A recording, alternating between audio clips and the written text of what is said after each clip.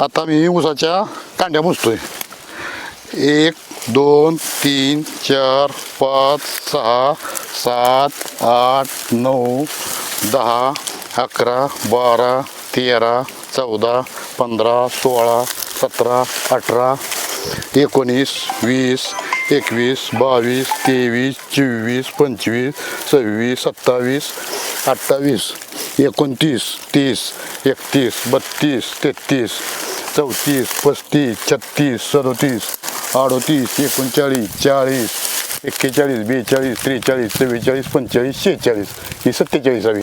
बारामतीच्या agricultural development ट्रस्टनं Microsoft आणि ऑक्सफर्डच्या मदतीनं पहिल्यांदा महाराष्ट्रामध्ये आणि देशामध्ये ऊसाच्या शेतीमध्ये कृत्रिम बुद्धिमत्तेचं युग आणलं आहे. बारामतीच्या कृषी विज्ञान केंद्राच्या प्रक्षेत्रामध्ये देशामध्ये पहिल्यांदा आर्टिफिशियल इंटेलिजन्सच्या तंत्राच्या मदतीनं ऊसाचं उत्पादन वाढवण्याचा प्रयोग केला आणि तो यशस्वी झाल्यानंतर राज्यातल्या 1000 शेतकऱ्यांच्या शेतावरती हा प्रयोग करण्यात आला. त्याचे दृश्य परिणाम सध्या दिसत आहेत. मी आहे माळशिरस तालुक्यातल्या शिंदेवाडी गावामध्ये. बाळासाहेब उत्तम शिंदे यांच्या शेतामध्ये आपण आहोत, ज्या ठिकाणी त्यांनी आर्टिफिशियल इंटेलिजन्सच्या मदतीनंच ह्या ऊसाचं उत्पादन घेतलेलं आहे आणि ते उत्पादन त्यांच्या नेहमीच्या उत्पादनापेक्षा जास्त आलेलं आहे. माझ्याबरोबर बाळासाहेब शिंदे आहेत. काय सांगाल, किती एकर शेतीचं हे आता ऊसाची तोडणी चालू आहे? ही 30 गुंठ आहे, पाऊण एकर. पाऊण एकर आहे. साधारणपणे तुम्हाला याच्यामध्ये काय फरक जाणवतोय? फरक म्हणजे रोगाचं सांगतोय आणि पाण्याचं महत्वाचं म्हणजे पाणी सांगतंय. आपण जे एक्स्ट्रा पाणी देतो जास्त ते लागत नाही, कमी पाण्यात उत्पन्न चांगलं वाढतंय. मला एक सांगा, आत्ता किती कांड्यावरती हा ऊस आहे? साधारणपणे तुम्हाला खतामध्ये काय परिणाम जाणवले असतील, पाण्यामध्ये काय परिणाम जाणवले असतील? ते नाही, पाणी एकदम पाणी खत आपली आहे खता त्यांच्या हिशोबाने दिली ती. आणि पाणी एकदम कमी पाण्यात, म्हणजे आपण जे नेहमीच सोडतो पाणी त्यापेक्षा एकदम कमी लागतंय पाणी. याच्यामध्ये तुम्हाला नेहमीच्या पारंपरिक शेतीपेक्षा काय वेगळं वाटलं? पारंपरिक शेतीपेक्षा पाण्याची बचत होती, महत्वाचं आहे ना. बरं. आणि उत्पादनात काय वाटलं? उत्पादनात बी वाढ होती, पाणी कमी असून उत्पादनात वाढ होती. आता किती कांड्यावरती ऊस आहे? आता हे मोजलेला 47 कांड्या होता. बरं. म्हणजे कमीत कमी किती? 42 ते 45 तर आहेत म्हणायचं. आहेत. ह्या आर्टिफिशियल इंटेलिजन्स तंत्राचा तुम्हाला किती फायदा झाला? हे तंत्र बसवलं तुम्हाला काय फायदा झाला? फायदा म्हणजे उत्पन्न वाढतंय आणि खर्च कमी होतोय. खर्च कमी होतोय. तुमच्या गावामध्ये किती शेतकऱ्यांनी हा प्रयोग राबवला? नाही, मी एकट्यानेच केलाय. एकट्यानेच केलाय. कुठे चाललाय ऊस हा? हे बारामती ॲग्रो. माझ्यावर बारामती ॲग्रोचे अधिकारी आहेत श्री काळे. काळे साहेब, काय सांगाल, सध्या ही जे काही शेतकऱ्यांच्या शेतावरती जो 100 टनापेक्षा जास्त उत्पादन भरतंय, तर त्या संदर्भात काय तुमच्या ऑब्झर्वेशन्स किंवा तुमचे निरीक्षण आहेत?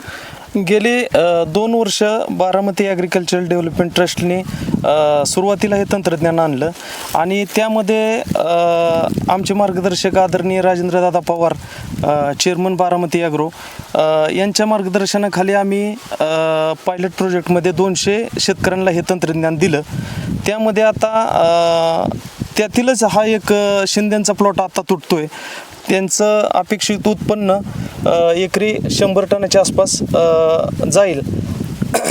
त्यांना या तंत्रज्ञानाचा पाण्याची बचत झाली, खतांची बचत झाली, रोगकिडीचे अलर्ट त्यांना वेळोवेळी मिळाले, त्यामुळं त्यांचा इतर खर्च वाचला आणि निश्चितच दुसरे जे आमचे इतर प्लॉट आहेत ते पण चांगले उत्पन्नाचे येतील.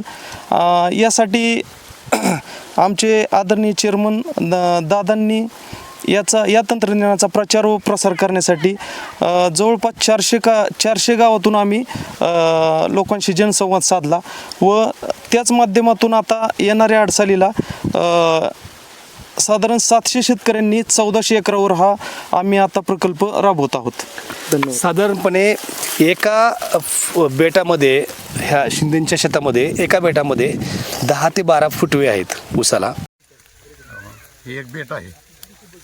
या बेटाला एकूण किती फुटवा आहेत हे मोजून दाखवतो तुम्हाला. 1 2 3 4 5 6 7 8 9 10 11 12. त्याचबरोबर ऊसाचं जे वजन आहे ते 4 किलोच्या पुढे भरते. 4 ते 5 किलो, 4.5 किलो, 4.25 किलो. खरं तर तुमची एकूण शेती किती? एकूण शेती 9 एकर आहे. या 9 एकर शेतीमध्ये ऊस किती? ऊस आता 4.25 एकर आहे. सरासरी तुमचा ऊस किती टन भरतो? 300 टनाच्या पुढे जातो वर्षाला. आता असं सगळीकडे जर तंत्र केलं तर किती जाईल? वाढून जाणार 10 टन तर 10 टन वाढून जाणार प्रत्येक एकरी. हे जर वाढलं तर तर उत्पादन खर्चामध्ये उत्पादन खर्च तेवढा कमी होईल मोठा. उत्पादन खर्चात बचत होईल आणि उत्पन्न तुमचं वाढेल. जास्त वाढेल. हे तंत्र शेतकऱ्यांनी सगळ्यांनी घेतलं पाहिजे. तुम्हाला काय वाटतं? घेतलं पाहिजे की. तुमच्या गावामध्ये काय त्यांच्या गावातले काही शेतकरी काय वाटतं या तंत्राकडे बघून? सर्वसाधारणपणे या तंत्रज्ञानामुळे शेतकऱ्यांना नक्की कुठल्या वेळेला काय दिलं पाहिजे, त्याला कधी भूक लागते आणि कधी दिलं पाहिजे ह्याचं प्रॉपर त्या तंत्रज्ञानामार्फत माहिती मिळाली जाते योग्य वेळी. त्याला भूक लागल्यानंतरच खायला दिलं पाहिजे आणि काय दिलं पाहिजे. जसं माणसाच्या रक्तात कुठला घटक कमी आहे तसा जमिनीत कुठला घटक कमी आहे ते त्यावेळी योग्य वेळी ते सुचवतं आणि त्या प्रकारे तेवढाच घटक दिल्यानंतर त्याचा फायदा शेतकऱ्याला होतो की तेवढाच घटक द्यायला लागतोय त्याला. आणि तेवढंच पाणी त्याला ताण लागली तर तेवढंच पाणी मोजकंच दिलं जातं. त्यामुळं प्रत्येकच गोष्टीत खर्चात, खतात, वेळेत सर्व गोष्टीत बचत होऊन उत्पादन वाढतंय ही महत्त्वाची बाब ह्या अनुषंगानं जाणवली. आणि ह्याचा सर्वसाधारणपणे सर्व शेतकऱ्यांना विशेष लाभ होईल आणि फायदा होईल. विशेष करून सांगायचं म्हणजे शेती क्षेत्रातली फार मोठी क्रांती म्हटलं तरी वावगं ठरणार नाही. यात हे अतिशय महत्त्वाचं तंत्रज्ञान शेती क्षेत्रात ह्या अनुषंगानं आपल्याला अनुभवायला मिळालं. आणि माळशिरस तालुक्यात आपल्या जवळ एवढ्या नजीक सर्व शेतकऱ्यांसाठी डेमो प्लॉट म्हटलं तरी हे उचित ठरेल. इतकं महत्त्वाचं मार्गदर्शनपर ह्या कृषी विज्ञान केंद्राच्या आणि राजेंद्रदादा पवार यांच्या माध्यमातून शेतकऱ्यांच्या सेवेसाठी हे तंत्रज्ञान आलेलं आहे. आता जी ऊस तुटत होता तो पूर्ण रोपाची लागण आहे आणि 5-6 वर्ष झाला मी पूर्ण रोपाची लागण करतोय. आता नवीन आम्ही आता ही केली टाकणार आहे ही PDF 13-007 ही काही बेण्यापुरतं रोपाचंच केलं आहे पुढल्या वर्षी बेण्यासाठी. आणि आम्ही नवीन करतो. आणि नवीन तंत्रज्ञानामुळे काय होतं आहे की आपलं उत्पन्नात बरी वाढ होते या आणि कमीत कमी 20 ते 30% फरक पडतो उत्पन्नात रोपाची लागण जर केली तर. एकंदरीतच शेतकऱ्यांना योग्य मार्गदर्शन आणि तंत्र मिळालं तर शेतीमध्ये शाश्वत विकास साधला जाऊ शकतो. इंदापूर, दौंड, बारामती, पुरंदर, फलटण, माळशिरस अशा अनेक तालुक्यांमध्ये आता हा शाश्वत विकास सुरू झाला आहे. त्याचीच ही एक झलक.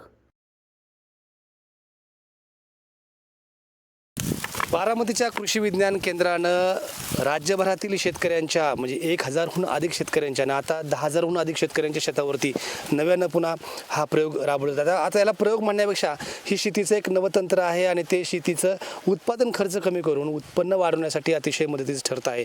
आणि म्हणूनच शेतकऱ्यांना शाश्वत विकासासाठी एक आधार या तंत्राचा मिळतोय.